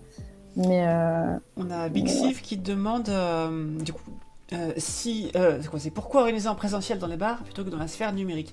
Est-ce que vous faites aussi des retransmissions? Parce que tu dis qu'il n'y a pas beaucoup de place. Dans un bar, il y a pas c'est beaucoup le de place. grand débat qu'on a tous les ans et avec je l'ai eu aujourd'hui justement. Est-ce que Big Sif fait partie de Pint of Science? Est-ce que c'est un agent infiltré peut-être? Non, mais en fait ce truc c'est toujours on nous demande chaque année et c'est logique qu'on nous demande. Et en fait l'idée c'est que on a fait du live pendant le confinement, c'était franchement pas ouf. Et vraiment Pint of Science, ce qu'on essaye de faire c'est de provoquer une rencontre où en fait, on se retrouve dans une atmosphère cosy avec quelqu'un en face de soi. Et pour être honnête, les retranscriptions, elles sont soit pourries pour la salle, parce que pour faire une vidéo bien, il faut mettre des spots, il y a quelqu'un qui filme en plein milieu, et du coup, on voit pas bien. Donc, les gens sur place profitent pas, mais on a une vidéo bien. Ou alors, les gens sur place profitent et la vidéo est pourrie. Et du coup, déjà, il y a ça. Donc, ça retranscrit pas ce feeling, en fait. Donc, ce que j'essaye vraiment de faire, c'est vraiment de se dire... en fait, j'ai l'impression qu'on est un peu à une ère où on veut tout rendre accessible à tout le monde et il faudrait que tout le monde partout sur Terre puisse faire tous les événements de la Terre. Et il y a un moment où nous, on a pris vraiment le parti pris de se dire Pint of Science, c'est vraiment, ça doit changer ta façon de voir les scientifiques parce que tu as passé une soirée avec un scientifique qui est différente de toutes les choses que tu aurais pu faire. Il y a plein de gens qui font des vidéos de contenu de vulga génial avec des scientifiques sur ou pas d'ailleurs sur YouTube. Et nous, les retranscriptions, c'est toujours à moitié pourri. Déjà, c'est très compliqué en termes de technique à organiser. C'est un peu de malade. Il y a en même temps en plus. Non, mais imaginez que là, il y a 300 événements en France. Bah oui. Donc 100 événements par soir, on pourrait pas retranscrire tout. Et en plus, je préfère mettre de l'énergie, pour être honnête, dans des choses du style rendre ça plus accessible. Donc comment est-ce qu'on fait? Et tout simplement, dans le festival, la stratégie de développement, c'est d'abord dans les grandes villes, toujours parce que c'est plus facile.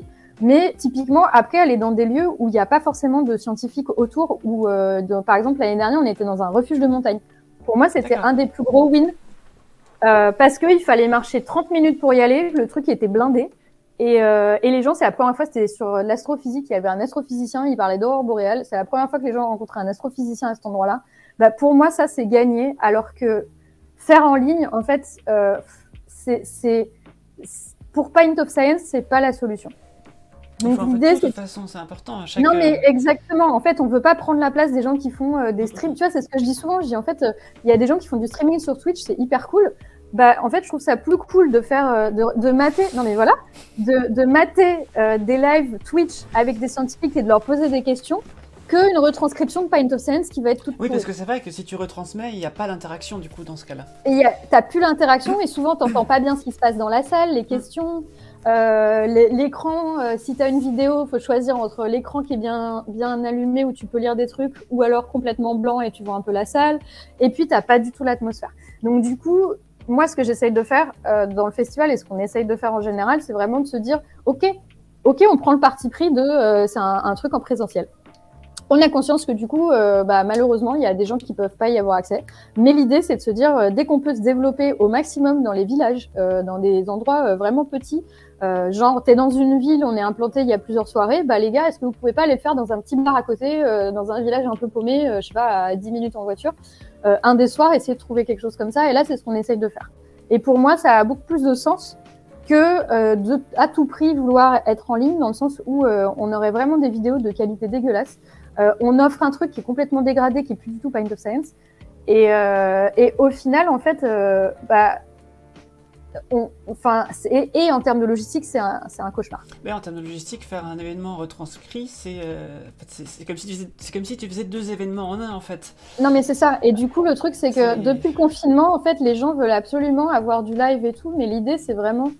Avant, on nous l'a jamais posé cette question, et c'est vrai que, en fait, ce qu'on veut, c'est avoir une atmosphère, une sensation qui est vraiment différente parce que t'es posé, t'es avec un scientifique qui est juste là, t'as un astrophysicien qui est en train de te raconter des trucs et tu vas boire un verre avec après. Et ça, c'est une expérience que tu peux pas remplacer. Et c'est tout con, mais il y a des choses dans la vie qui se remplacent pas. Et voilà. Par contre, bosser sur l'accessibilité, oui, il faut qu'on fasse des choses comme ça. Genre essayer de trouver toujours des bars rez-de-chaussée pour que des personnes handicapées puissent y aller. Et essayer ça. J'essaie de pousser les équipes à faire avec des interprètes langage des signes.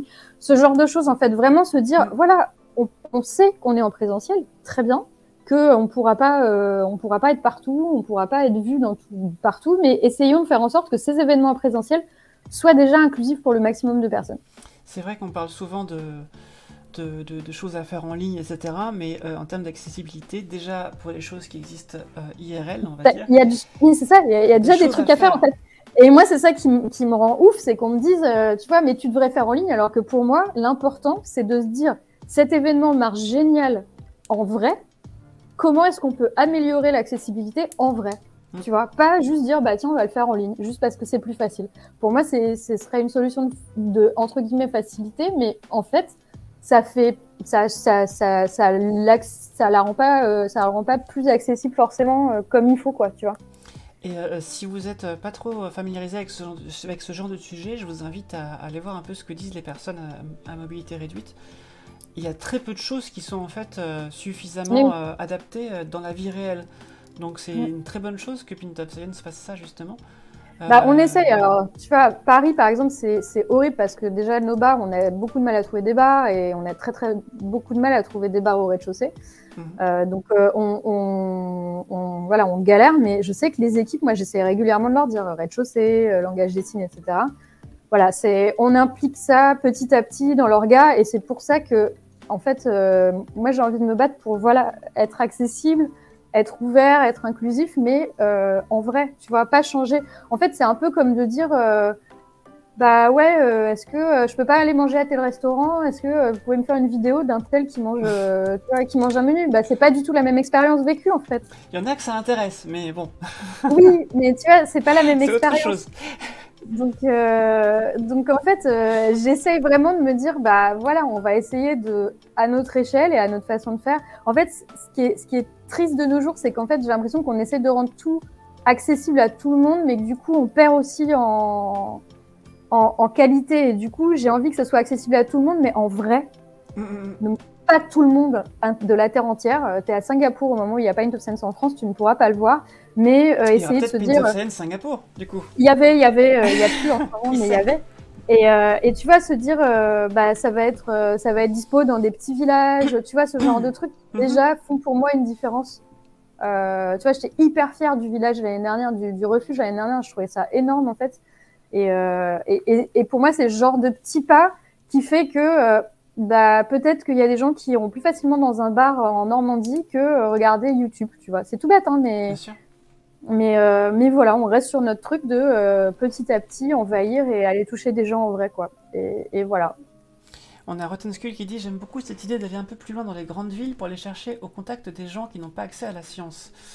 À l'heure du doute grandissant vers la science et les scientifiques, est-ce que ça paraît pas être une prêche agressive envers des gens non convaincus ?» Bah non, parce que les gens, ils viennent s'ils ont envie, en fait. Mais ouais, c'est ça. Le truc, c'est que nous, pour la peine, on n'est pas un événement qui allons forcer les gens. C'est des gens prennent les tickets. Donc, on a toujours des gens qui sont intéressés.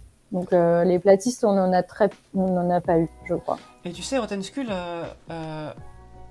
penser que les gens sont forcément contre la science, faut faire attention, c'est pas forcément vrai. Moi, j'avais déjà fait, de la médiation agressive comme ça, où on venait sur une place de marché avec un tableau blanc au milieu de nulle part. Comme On the Moon Again. Ouais. Et les gens venaient en fait. Ouais, les gens venaient d'eux-mêmes. En fait, les gens sont toujours contents qu'on leur apporte quelque chose. Après, tu vas avoir des complotistes qui vont rien vouloir savoir, mais ceux-là, à la limite, ils vont pas venir, donc c'est pas très grave. Oui. Non, là, on est un truc où effectivement, c'est pas nous qui allons aux gens, c'est les gens qui viennent à nous. Donc voilà. Salut Martial Relier, bienvenue à toi. Du coup, je propose qu'on passe à On Moon Again, justement. Non, mais il est tellement tard, je suis désolée, c'est passionnant en fait, c'est parce que c'est trop bavard. Je te propose qu'on parle un petit peu de On Moon Again. Ouais, de On the Moon Again, ouais. Yes, tout à fait. Et bah, On the Moon Again, l'idée, on a monté ça, donc c'est Sylvain qui a dû trop bien parler parce que... Il l'a juste évoqué du coup, parce que comme on en parlait ce soir avec toi, il a juste évoqué.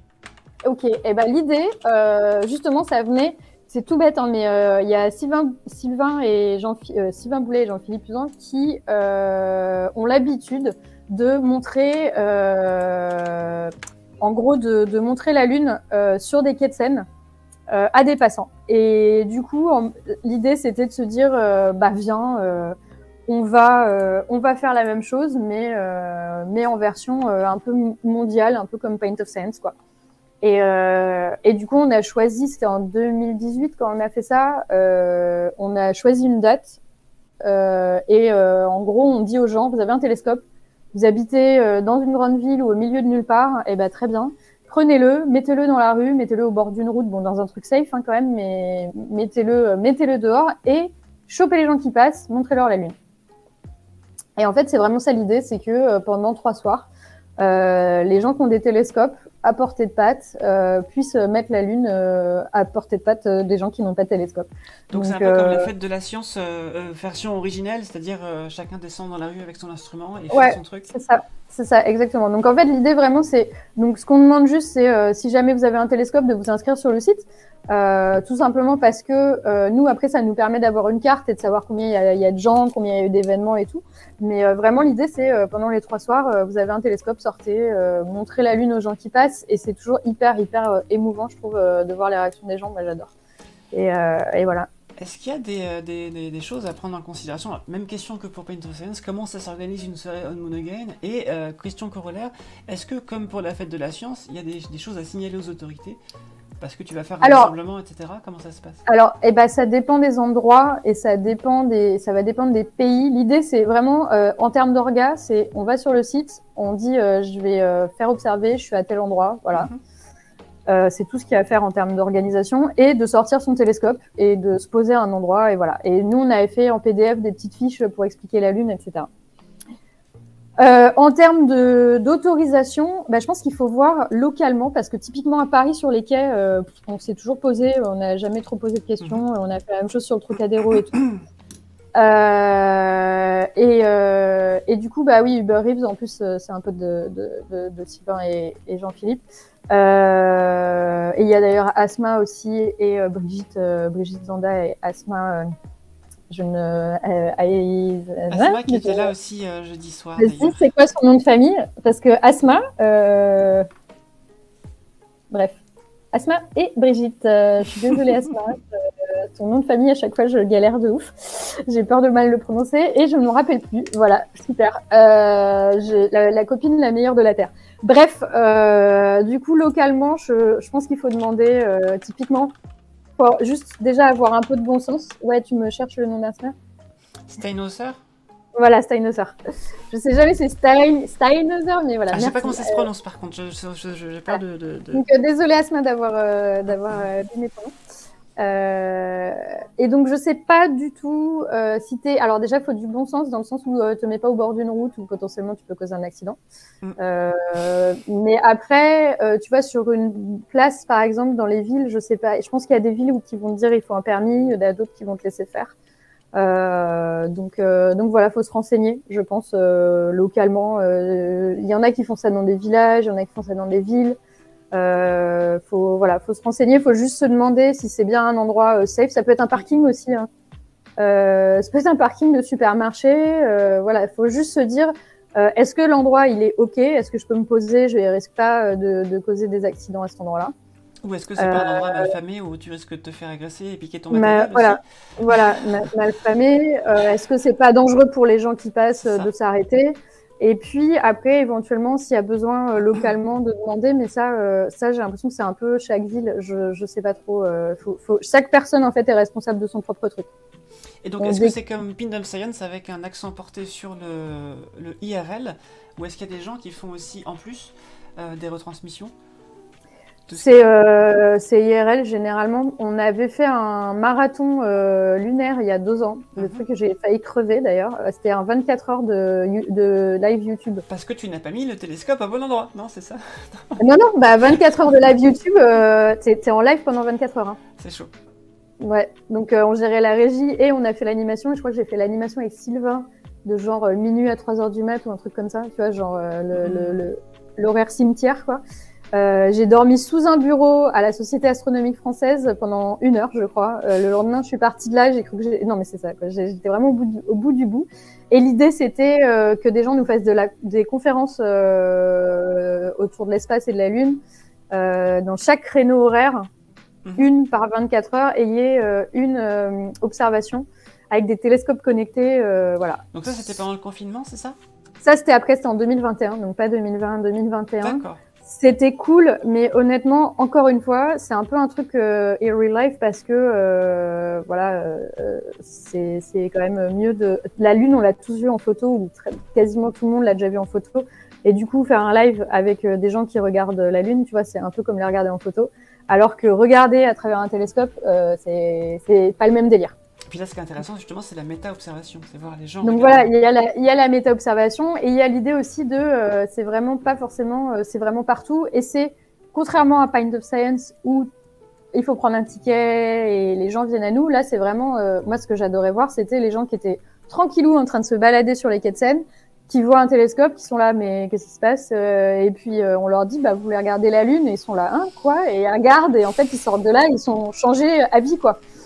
Et ils ont eu une expérience vraiment ouf. Et du coup, c'est ça que j'aime bien avec On the Moon Again, c'est qu'on est sur les gens, en fait, on surprend les gens. Alors après, on les force jamais, voilà, mais c'est vrai qu'on les surprend et ils sont là, bah je la vois là, la Lune. On fait ouais, regarde, tu verras, c'est pas la même chose.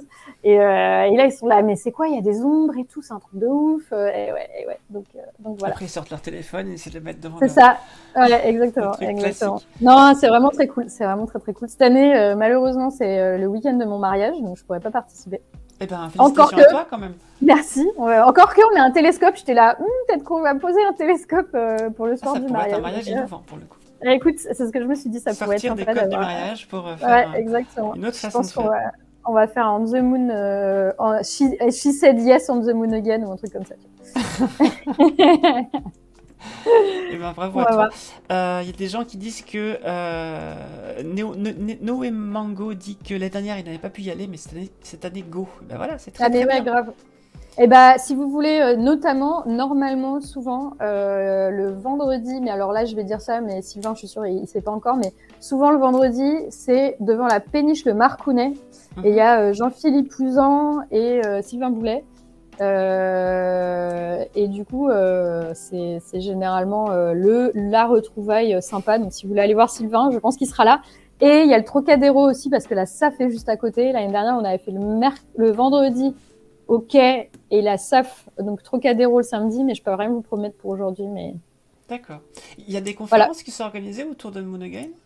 Non, pas forcément. Surtout que là, cette année, Sylvain, on l'a un peu laissé organiser tout seul en galère parce que moi, ça m'a un peu tué chaque année parce que Pint of Science c'est en mai, On the Moon Again c'était en juin. Juin-juillet, et du coup, je suis déjà cramée après Pint of Science. Il fallait que je me remette dans une grosse orga après ça. J'avoue, il y a quelques années où j'ai vraiment cru que j'allais pas finir l'année, quoi. Et du coup, là, cette année, j'avais dit, je te laisse gérer, donc j'aide un peu, je retweet dès que je peux, etc. Mais c'est Sylvain qui gère majoritairement. Alors, du coup, j'en profite, si on résume, tu as Pint of Science en avril ou en mai? En mai, 22-24. 22-24 mai. Et, le programme sort en avril. Et On Moon Again le 23-25 juin. Ouais. Donc c'est vrai que ça va être tendu pour toi. Ah non, mais moi le 23-25 juin, c'est mariage, surtout que je cumule avec un déménagement en Angleterre. Donc autant vous dire que là en ce moment, ma vie, elle est un peu... j'ai des cernes, je ne ressemble à rien, c'est normal. Donc Mandalore dit, allez tous au mariage d'Elodie pour aider à la Lune. Oui, mais en Angleterre, du coup, non, là on le fait en France, parce qu'on ne savait pas à l'époque, tu vois. Enfin bon, bref, D'accord. Là, j'avais fait une soirée Pint avec JP Usan. D'ailleurs, c'était top. Oui, il est top. Il est top. Ah, mais ça devait être... Alors, attends. Est-ce que c'était en 2014 à Paris? Ça, je ne sais pas. Parce qu'il a fait une soirée. C'était dans les premiers Pint of Science. C'était un mercredi. C'était le mercredi de la première tournée. Et les gens lui ont posé des questions pendant 1h30. Et en fait, il était hyper tard et je me disais, mais personne ne veut partir. Et en fait, personne ne voulait partir. Et les gens lui ont posé, mais ok, il l'a refait après. Hein, Jean-Philippe, c'est un habitué. Mais la première fois, 1h30 de questions, j'étais là, mais les gens, il était 23h30, j'étais là, mais vous voulez pas rentrer chez vous, les gens? Et personne n'a bougé, quoi. C'était un truc de ouf, personne n'a bougé. Les gens étaient tous là à écouter Jean-Philippe, à lui poser des milliards de questions. En plus, Jean-Philippe, il est hyper cool, il répond à tout et tout. Après, faut faire attention parce que dans ce genre de fin de soirée, c'est là que t'as des gens un peu chelous qui te posent des questions. Non, là, franchement... Non, ça va. Non, il y a très rarement eu des problèmes. Je crois même que j'en ai jamais entendu parler de soucis. Parce que les gens se tiennent. Là, au contraire, moi, j'étais en mode, je sais pas, on bouge ou quoi. Ils étaient tous assis devant Jean-Philippe à lui poser plein de questions. Et voilà, c'était vraiment très cool. Une fois, sur une soirée d'observation comme ça, j'avais eu un type qui était resté jusqu'à la fin et qui m'a fait à la fin, oui, alors moi, j'ai rencontré les Pléiadiens, machin, truc. Les baguettes, elles sont là, vous voulez pas que je vous les montre plutôt? Ouais. Je les ai lancé le truc comme ça, mais c'est toujours. Ça Ouais, arrive de temps en temps, des gens comme ça. ouais, C'est ouais. pas- Donc, Pint of Science, 22 au 24 mai, j'ai mis le lien dans le chat. On Moon Again, 23 au 25 juin 2023, j'ai mis dans le chat. Donc, pour Pint of Science, il Yes. faudra se dépêcher pour réserver des places, apparemment. Ouais, Et pour On Moon programme Again, bah, c'est vous le qui faites 3. les places. Donc, Exactement. The Moon Again, c'est vous. Et pour Pint, c'est 3 avril le programme, 17 avril les tickets. Si vous êtes à Paris, vraiment, réservez le 17, quoi. Je dis pas ça pour que vous réserviez, je dis ça parce que ça me stresse un peu à chaque fois de me dire truc de ouf, tellement les gens réservent vite. Mais surtout que les premières années à Paris, pour l'anecdote, c'était la vie qui se réservait le moins facilement. Ah ouais? Parce que je pense, ouais, ils m'ont fait avoir des cauchemars la première année où en fait les Parisiens ont réservé peut-être 2-3 jours avant. Donc j'avais Bordeaux, Lyon qui étaient complets quasiment. Et Paris, je galérais, sachant qu'à Paris, c'est là où on avait organisé le plus de trucs. J'étais un peu en train de me dire, en gros, là, le festival, il est en train de se prendre un gros flop à Paris. Et puis, le lundi matin, bim, tout le monde a tout réservé. Je pense qu'ils attendaient de savoir, etc. Et là, maintenant, c'est l'inverse. Je pense qu'ils savent que c'est pas grand, qu'il n'y a pas beaucoup de place. Du coup, les gens sont comme le festival Glastonbury en Angleterre, quoi. Genre, en gros, en quelques heures, il y a des événements déjà complets, quoi. C'est bien, ça marche aussi. Hein, donc c'est magique, c'est magique et flippant à la fois parce qu'à chaque fois je suis là et les gens qui connaissent pas, ils n'entendront jamais parler. Donc voilà, là cette fois-ci il y a 2 semaines de programme avant qu'il y ait les tickets. Donc Hunger Games, normalement vous devriez être un petit peu plus prévu. Dis-moi, On Moon Again, c'est donc un phénomène mondial. Est-ce que Pint of Science et On Moon Again grandissent chaque année? Comment ça se passe? Est-ce que tu as de plus en plus de lieux, de plus en plus de gens, de plus en plus de pays? Alors, Pint, oui. On the Moon Again, on l'a commencé. Je crois que la première fois, du coup, c'était 2019. Donc, du coup, tu vois, en termes de croissance, c'était un peu compliqué parce qu'on a eu 2019. Après 2020, 2021, clairement, on l'a pas fait. 2021, on a fait un tout petit truc. Non, même pas d'ailleurs. Et 2022, on a recommencé, mais il y avait des endroits où c'était encore compliqué. Donc, du coup, pour être honnête, On the Moon Again, c'est un peu chaud d'évaluer parce que c'était pré-Covid et après pendant Covid. Et là, voilà. Donc ça devrait être mieux en 2023, du coup. Ouais, je pense que ça devrait être bien. Et Pint of Science, ouais, ça grossit. En fait, ça prend des pays. C'est horrible ce que je vais faire comme comparaison. Mais tu sais, le Stranger Things, l'espèce de bestiole, mais dégueulasse. Démogoron, c'est ça? Ouais, mais tu sais, qui gobait, je sais pas si ça parle au chat, mais je suis en train de faire. J'ai l'image en tête du truc avec le. C'est ça là, Alors non, c'est pas celle-là, c'est les saisons d'après où c'est une espèce de bestiole qui incorporait des corps en fait, tu vois, qui grossissait du coup. Et ben j'ai l'impression, c'est horrible, c'est l'image qui me vient pour Pint of Science, mais du coup non, c'est en fait ça grossit chaque fois. Et l'idée, c'est ça grossit donc à la fois les événements dans les villes qui grossissent, mais aussi les villes qui grossissent. D'accord. Donc on a plus de villes et chaque événement dans les grandes villes ont plus d'événements aussi à tes souhaits. Merci, j'ai pas eu le temps de couper le micro, désolé. Ouais. Mais non, c'est pas du tout ça. Ce n'est pas un film d'horreur, pas du tout. Pint of Science n'a pas lieu le 31 octobre, donc tout va bien. Non, c'est ça. Est-ce que tu as d'autres choses dont tu voudrais faire la propagande en cette fin d'interview? Si, j'ai mon podcast. Bien sûr. Je vais faire juste la pub de ça. En fait, du coup, je me suis rendu compte en regardant Pint of Science pendant quelques années que les gens sont hyper intéressés par la vie des scientifiques. Et j'ai créé 3 podcasts, mais le tout premier, c'était Sous la blouse. Donc, l'idée, c'était d'avoir des scientifiques et de parler de quasiment tout sauf de science. Donc, on commence par parler de science les 5 premières minutes et après, hop là, on met ça de côté. Et ils me racontent en fait comment ils en sont arrivés à faire de la recherche sur ce sujet, qu'est-ce qu'ils font à côté du labo, leur hobby, leur vie, leur passion, etc. Et j'étais un peu en galère là ces derniers temps. Donc là, il y a 12 épisodes en ligne déjà. J'étais un peu en galère ces derniers temps de temps. Et là, j'ai réussi à enregistrer un épisode. Le nouveau sort lundi. Et c'est une nana très cool. Donc, n'hésitez pas. Regardez, écoutez, et faites-moi des retours. Et du coup, il y a les 2 petits frères qui sont issus de ça, ou 2 petites sœurs. En podcast, c'est masculin. Il y a Simple, SCIMPLE. Donc là, c'est un peu un sous la blouse, mais des vulgarisateurs et vulgarisatrices. Sauf que j'ai pu faire que 2 épisodes pour le moment parce que, même raison, je suis un peu en manque de temps. Et Under the Lab Coat, qui était le petit frère anglais de Sous la blouse. Donc c'est exactement le même principe, la même musique et tout, mais en version anglaise. Voilà, juste parce que je kiffe faire du podcast. Et là, typiquement, cette semaine, j'ai eu une semaine de merde. Mais alors, faire un épisode, ça m'a tellement fait ma thérapie. Ça me fait du bien. Je raconte, du coup, ça me permet de raconter l'histoire de gens cool, de poster des trucs et tout, et de faire du contenu. Donc j'étais hyper contente. Donc là, ce petit épisode me fait du bien. Et d'ailleurs, le dernier épisode de Simple qui est en ligne, c'est Pierre Henriquet, Pierre. Ministre Pierre, Ouais. Mais oui. que je connais très bien. D'ailleurs, si tu as besoin de quelqu'un pour un épisode, moi, je suis partant. Oui, carrément. Faut juste que je me remette. Là, déjà, j'ai repris Sous la blouse. J'étais là, wouhou, j'ai repris Sous la blouse. Il faut, on y arrive. Donc, et puis j'avais demandé à des gens pour Simple, mais on va arriver à toi, t'inquiète. Ouh. Et c'est vrai que tu fais beaucoup de choses et c'est normal que tu sois fatigué de temps en temps, en fait. Ouais, non, mais en plus, là, il y a des passages, comme je disais avec Pint of Sense, parfois c'est un peu compliqué.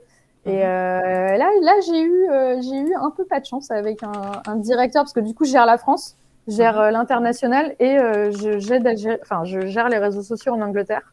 Du coup, ça fait beaucoup de Pint of Sense et il y a des périodes qui sont pas très faciles. Et là, c'était une période où carrément, j'ai des gens vraiment pas agréables en frontal, quoi. D'accord. Bon, j'espère que Voilà. ce soir, j'ai pu rééquilibrer un peu ta semaine. Oui, c'était très cool, merci. Merci dans le chat aussi, vous étiez tout mignons, ça fait C'était plaisir. passionnant, j'ai pas pu prendre toutes les questions dans le chat parce que je voulais surtout Mais te non, laisser parler. mais on a trop C'était ça le parlé, plus je suis important. désolée. J'ai Non, au l'impression contraire, d'avoir- le plus important, c'était que tu parles toi, donc c'était plutôt chouette.